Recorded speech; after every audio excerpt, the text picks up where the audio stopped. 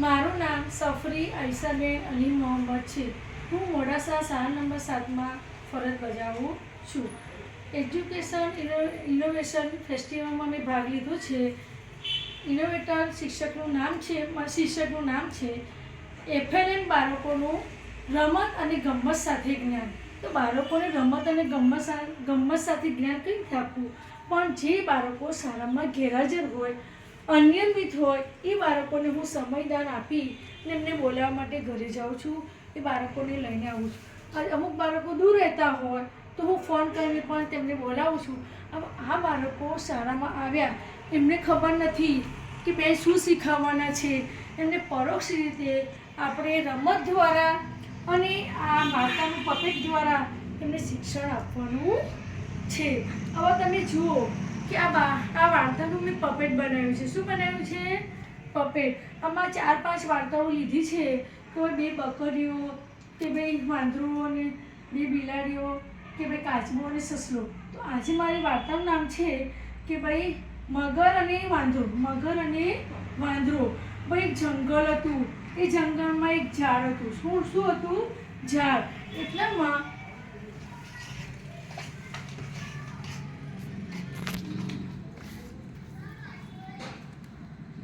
એટલામાં એક મગર ત્યાં આવ્યો. એને જોયું કે જાંબુના ઝાડ પર તો ઘણા બધા જાંબુ છે, પણ કઈ રીતે લઉં?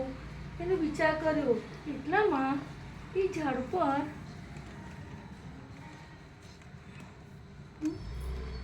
પર આવ્યો અને જાંબુ ખાધો હતો. ત્યારે આને કીધું મગરે કે વાંદરાભાઈ, તમે સરસ મજાના જાંબુ ખાવ છો, મને જાંબુ માગ્યા અને વાંદરાભાઈએ એને જાંબુ આપ્યા. આ રીતે આ લોકોની દોસ્તી વધતી ગઈ. તો આ રીતે વાર્તાના પપેટ દ્વારા આપણે બાળકોને શ્રવણથી કથન સુધી આપણે શીખવી શકીએ અને એને વાર્તાના પપેટ દ્વારા મજા આવશે. એ રીતે આપણે ગમ્મત સાથે જ્ઞાન આપ્યું. હવે રમતો છે. હવે રમતમાં લખેલું છે અંક પરથી શબ્દો.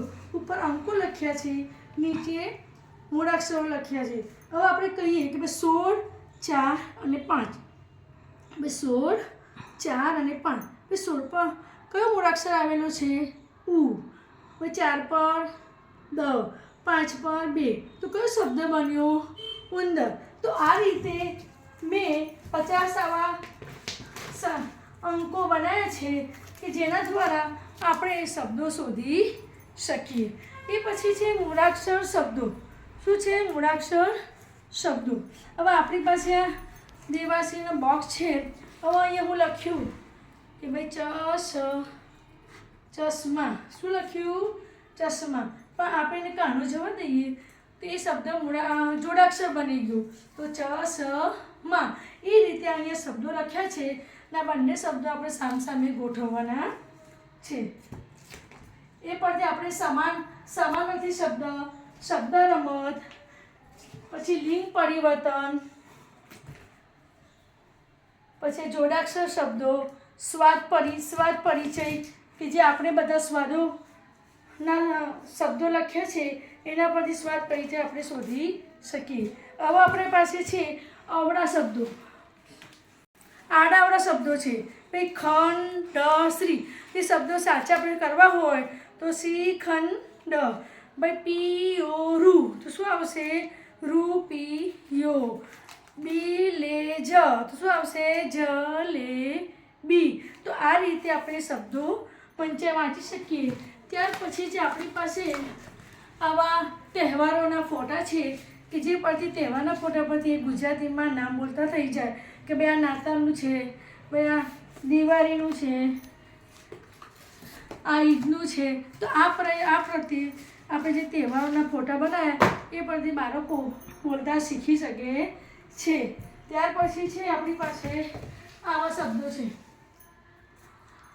કે ભાઈ વજન, ભાઈ નાશ, પછી છે કે નામ, ભાઈ નાગ. આ શબ્દ